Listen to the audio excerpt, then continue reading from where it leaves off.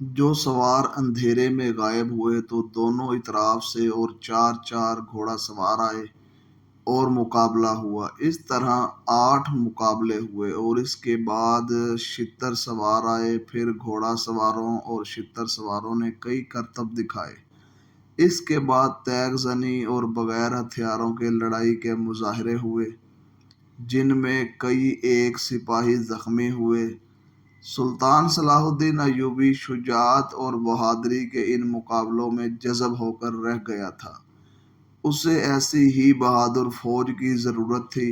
سلطان صلاح الدین ایوبی نے علی بن سفیان کے کان میں کہا، اگر اس فوج میں اسلامی جذبہ بھی ہو، میں اسی فوج سے ہی صلیبیوں کو گھٹنوں پر بٹھا سکتا ہوں۔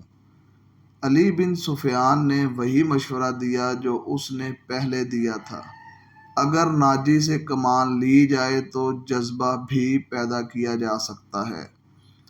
علی بن سفیان نے کہا، مگر سلطان صلاح الدین ایوبی ناجی جیسے سالار کو سب کا دوش نہیں کرنا چاہتا تھا، بلکہ سدھار کر راہ حق پر لانا چاہتا تھا۔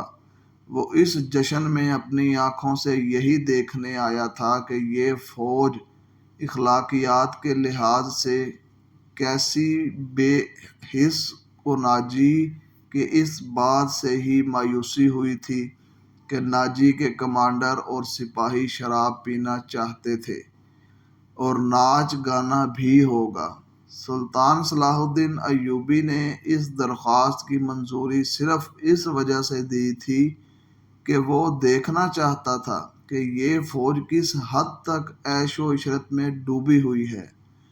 بہادری، شجاعت، شاہ سواری، تیغ زنی، تلوار زنی میں تو یہ فوج جنگی معیار پر پوری اترتی تھی، لیکن جب کھانے کا وقت آیا تو یہ فوج بدتمیزیوں، بلا نوشوں اور ہنگاموں پر لوگوں کا ہجوم بن گئی۔ کھانے کا انتظام وسیع و عریض میدان میں کیا گیا تھا اور ان سے ذرا دور سلطان صلاح الدین ایوبی اور دیگر مہمانوں کے کھانے کا انتظام کیا گیا تھا۔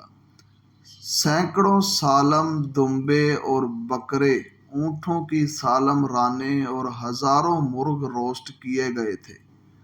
دیگر لوازمات کا کوئی شمار نہ تھا اور سپاہیوں کے سامنے شراب کے چھوٹے چھوٹے مشکیزے اور صراحیاں رکھ دی گئی تھی۔ سپاہی کھانے اور شراب پر ٹوٹ پڑے اور گھٹا گھٹ شراب چڑھانے لگے اور معرکہ آرائی ہونے لگی۔ سلطان صلاح الدین ایوبی یہ منظر دیکھ رہا تھا اور خاموش تھا۔ اس کے چہرے پر کوئی تاثر نہ تھا جو یہ ظاہر کرتا کہ وہ کیا سوچ رہا ہے۔ اس نے ناجی سے صرف اتنا کہا، 50,000 فوج میں آپ نے یہ آدمی کس طرح منتخب کیے؟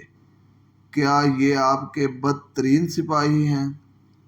نہیں امیر مصر، یہ 2,000 عسکری میرے بہترین سپاہی ہیں۔ آپ نے ان کے مظاہرے دیکھے، ان کی بہادری دیکھی ہے۔ میدان جنگ میں جس جان بازی کا مظاہرہ کریں گے وہ آپ کو حیران کر دے گی۔ آپ ان کی بدتمیزی کو نہ دیکھیے، یہ آپ کے اشارے پر جانیں قربان کر دیں گے۔ میں انہیں کبھی کبھی کھلی چھٹی دے دیا کرتا ہوں کہ مرنے سے پہلے دنیا کے رنگ و بو کا پورا مزہ اٹھا لیں۔ ناجی نے غلامانہ لہجے میں کہا۔ سلطان صلاح الدین ایوبی نے اس استدلال کے جواب میں کچھ نہیں کہا۔ ناجی جب دوسرے مہمانوں کی طرف متوجہ ہوا تو سلطان صلاح الدین ایوبی رحمۃ اللہ علیہ نے علی بن سفیان سے کہا، میں جو دیکھنا چاہتا تھا وہ دیکھ لیا۔ یہ سوڈانی شراب اور ہنگامہ آرائی کے عادی ہیں، تم کہتے ہو ان میں جذبہ نہیں ہے، میں دیکھ رہا ہوں ان میں کردار بھی نہیں ہے۔ اس فوج کو اگر تم لڑنے کے لیے میدان جنگ میں لے گئے تو یہ لڑنے کی بجائے اپنی جان بچانے کی فکر کریں گے اور مال غنیمت لوٹیں گے اور مفتوح کی عورتوں کے ساتھ وحشیانہ سلوک کریں گے۔